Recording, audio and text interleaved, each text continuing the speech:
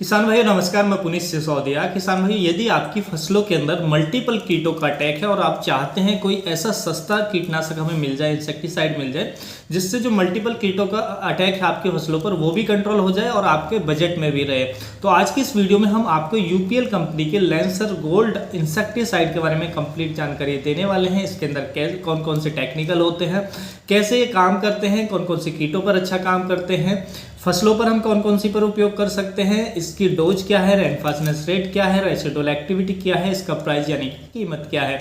तो कंप्लीट जानकारी लेंगे। वीडियो अच्छा लगे लाइक कीजिएगा, अच्छा ना लगे तो आप इसे डिसलाइक भी कर सकते हैं। तो चलिए जानते हैं।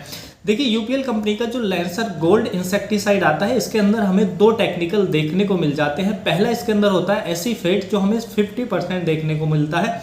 दूसरा इसके अंदर होता है इमिडाक्लोप्रिड, जो हमें 1.8% देखने को मिल जाता है। ये एसपी फॉर्मुलेशन में आता है, यानी कि पाउडर फॉर्म में हमें देखने को मिलता है। देखिए, इसके अंदर मौजूद टेक्निकल एसीफेट की यदि हम बात करें तो ये ब्रॉड स्पेक्ट्रम होता है और सिस्टेमिक होता है। स्प्रे करते हैं तो प्लांट के सिस्टम में चला जाता है, और इमिडाक्लोप्रिड जो होता है इसके अंदर वो भी सिस्टेमिक होता है।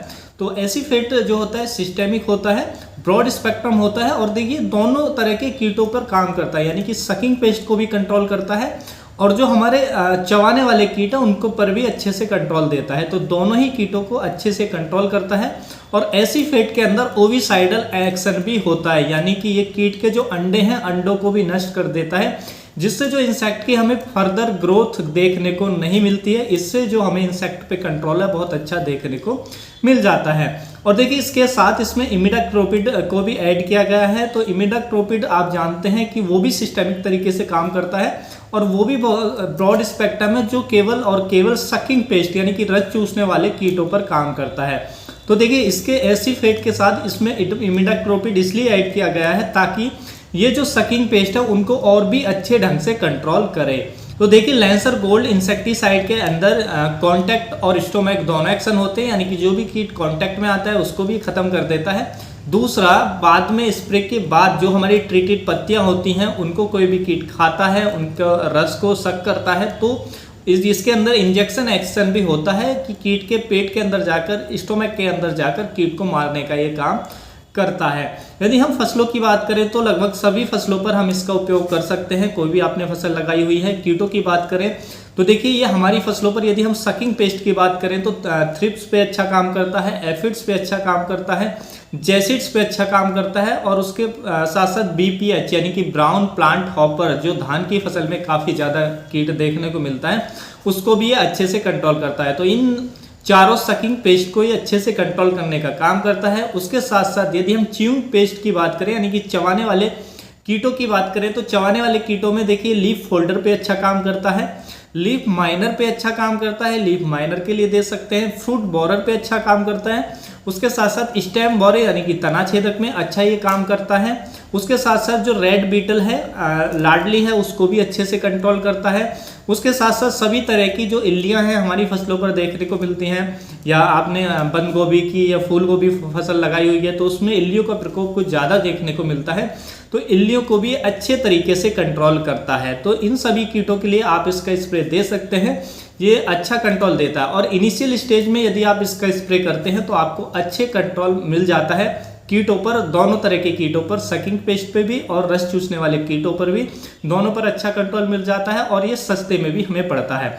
यदि हम इसकी डोज की बात करें तो इसकी जो डोज हमें रखनी होती है 2 ग्राम पर लीटर पानी में मिलाकर हमें स्प्रे करना होता है। 1 एकड़ की बात करें तो 1 एकड़ के लिए इसकी 400 ग्राम मात्रा पर एकड़ के लिए पर्याप्त रहती है। इसके रेनफास्टनेस रेट की बात करें, स्प्रे के बाद लगभग 2 से लेकर 3 घंटे तक बारिश नहीं होती है, तो इसके जो रिजल्ट हैं हमें अच्छे देखने को मिल जाते हैं। इसकी हम रेसिडुअल एक्टिविटी की बात करें तो देखिए, इसकी जो रेसिडुअल एक्टिविटी है वो लगभग हमें 10 से लेकर 12 दिनों तक की देखने को मिल जाती है। यदि हम इसके प्राइस की बात करें, कीमत की बात करें, तो देखिए इसका जो 1 किलोग्राम पैकिंग की कीमत है वो लगभग 900 रुपये से लेकर 950 रुपये की रेंज में मिल जाती है। प्राइस अप डाउन जरूर हो सकते हैं, स्टेट वाइज भी चेंज हो सकते हैं। प्राइस को ज़्यादा सीरियस बिल्कुल भी ना लें, एक अप्रॉक्स आइडिया के तौर पे मैंने आपको प्राइस यहाँ पर बताए हैं।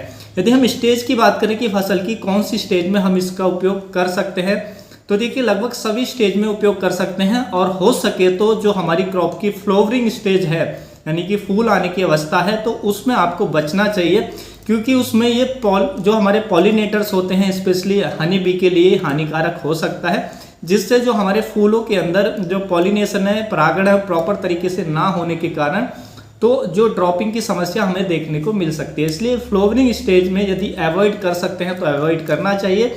यदि फ्लावरिंग स्टेज में आपके कीटों पर यानी कि आपकी फसलों पर कीटों का अटैक ज़्यादा है तो फिर आपको इसका स्प्रे उस स्टेज में भी आप ले सकते हैं। यदि हम इसकी कंपेटेबिलिटी की बात करें तो देखिए, हम केवल इसको फंजीसाइड के साथ ही मिक्स करना होता है, क्योंकि हम इसको किसी इंसेक्टिसाइड के साथ मिक्स नहीं करेंगे, क्योंकि इसमें ये सकिंग पेस्ट को भी कंट्रोल करता है और चबाने वाले कीटों को भी कंट्रोल करता है। तो इंसेक्टिसाइड इसके साथ मिलाने की तो कोई आवश्यकता है ही नहीं। हाँ, आप किसी फंजीसाइड के साथ मिलाना चाहते हैं तो आप मिला सकते हैं, लेकिन मिलाने से पहले थोड़ी क्वांटिटी में पानी लेकर के और दोनों की डोज पर लीटर के हिसाब से, यानी कि 1 लीटर पानी ले लें एक बर्तन में, कांच के बर्तन में ले सकते हैं, किसी भी बर्तन में, उसमें जो 1 ml यानी कि पर लीटर की जितनी डोज है दोनों की, जो भी आप फंजीसाइड ले रहे हैं उसकी और जो हमारा लैंसर्ड गोल्ड है उसकी, उन दोनों को मिलाएं, डाल के अच्छे से मिक्स करें। और जो हमारा मिक्सचर तैयार होता है यदि वो फटता नहीं है, जैसे दूध हमारा फट जाता है उसकी तरह वो नहीं फटता है, तो लगभग इसका जो स्प्रे है यानी कि मिक्सचर है, जो कंपेटेबिलिटी है उस फंजीसाइड के साथ वो चल जाएगी, तो आप स्प्रे कर सकते हैं। और यदि फट जाता है तो फिर आप इसका उपयोग ना करें। तो किसान भाइयों, उम्मीद है जो आज की जानकारी आपको अच्छी लगी होगी। जानकारी अच्छी लगी तो वीडियो को लाइक कीजिएगा, ज़्यादा से ज़्यादा फार्मर के साथ इसे शेयर कीजिएगा ताकि उन तक भी ये जानकारी पहुँच सके। मिलूंगा मैं आपको एक और नई वीडियो में नई जानकारी के साथ। अपना ख्याल रखिएगा। धन्यवाद।